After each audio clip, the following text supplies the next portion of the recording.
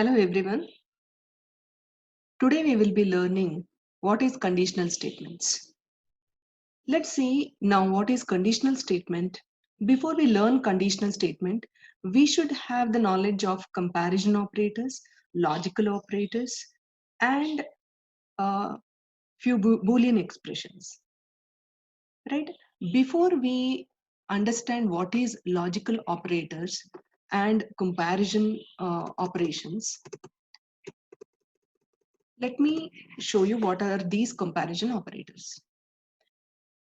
Now, X and Y are operands, and between the operands are operators. Now, if we come to logical operators, it is and, or, and not.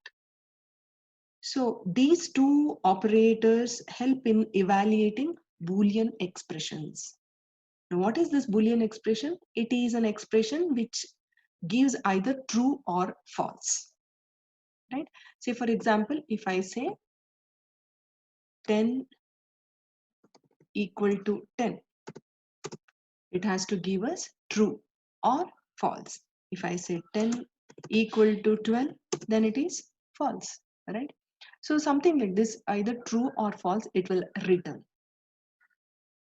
Now we will see one by one how this can be executed, how these logical operators and comparison operators can be executed. Now let me take this example. Let me say first x equal to some value 12. I am going to store it as 12, and y I'll store some value as 20.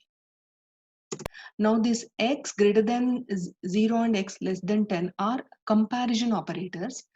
In between what we have included, that is logical operator and. So when the x, for example, in the example is 12. So what it has to return? It has to return false. X is greater than 0, x less than 12, sorry, less than 10. But whereas x is 12, isn't it? So it is returning false. So this is how we are going to check with the logical operators. Now let us take the another example. Now, yes. Now when we say x percentage 2, what is x? X is 12. And what is y? Y is 20. Now any one of this condition should become true. That is why in between we have given here as or operator or logical operator. So what it gives? It will give me true. If suppose, say for example, if x is equal to, I'll say 23, right? Now I'll try to execute. What it will give me? False, because both are false. X percentage 2 is not equal to 0 and y percentage 3 is also not equal to 0. So it is returning false. There is one more logical operator called not operator. This not operator gives a negation of the expression.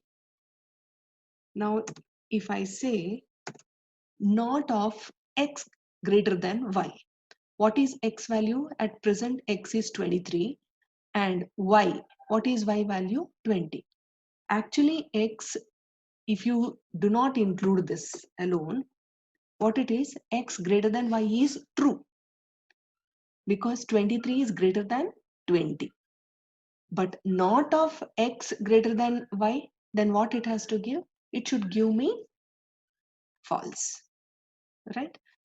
Now let us go with a very small example of how conditional statements can be executed. Now we will see what is this conditional statement.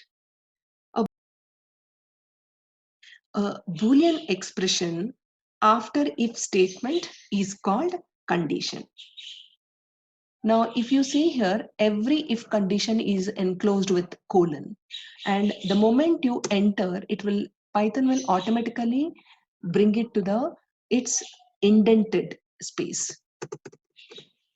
Suppose you forget to give this colon, what happens? It will not go to its indented place.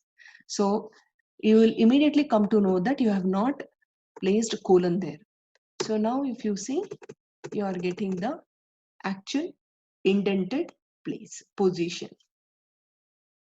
Now if this logical condition, now we call it as logical condition. If logical condition is true, only then it will enter this particular indented statement. This is called indented statement.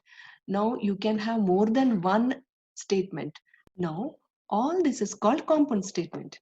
Now as you people write in C language, you will be enclosing it with curly braces. Now in this we are not going to enclose it with curly braces, but we will be indenting. So indentation is very important in Python. Now let me run this code. Yeah. Now you are seeing this, right? So the moment I run this, we are getting X is positive, hello, end of if statement, right? So this is how we are going to run the code. Now, what if this statement X greater than 0 is false? That means if you have less than 0, then we need to display some more statement, right? So this is called alternative statement. Now, for the same example, what we can do is we can give an alternate statement with else keyword. So I'll say else, I'll just remove all this. This is not required. So remove all this and replace it with else. Now, if you have else, and again you should have colon, and I'll say print, I'll say negative. Right? So it is part. This is called alternative execution. Yeah, sometimes you may come across some conditions where it will not end. It will have more than 3 to 4 conditions. So that means else if keeps on increasing. So in that case, we call such statements as chained conditionals. So let us take one example and see how these chained examples will be executed. This else if can increase to any number. So this is the example for chained conditionals. So if I give some value, say, so 12 and 13. So always when we have a multiple inputs in input statement, we are supposed to give with one space. We cannot give enter. Right? X is less than. Now again, if I try to, so I'll say 1 space 1. It is giving its equal. Right? This is an example of chained conditions. Now we have one more conditions, that is nested condition. So nested condition is nothing but one condition can also be nested within another. So it will be more clear for you when I show with the flow chart. I'll be showing with a flow chart how this exactly will work.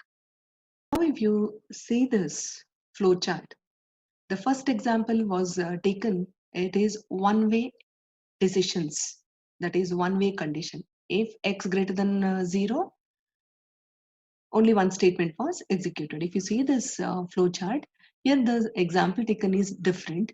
If X equal to 5, if it is yes, then you will be executing these many statements. Fine. This is a simple if statement. Now, when we go for the alternative statement, say for example here, if X percentage 2 is equal to 0, that means it is even. So it goes to X, and no, it will execute the other condition. So this is alternative condition.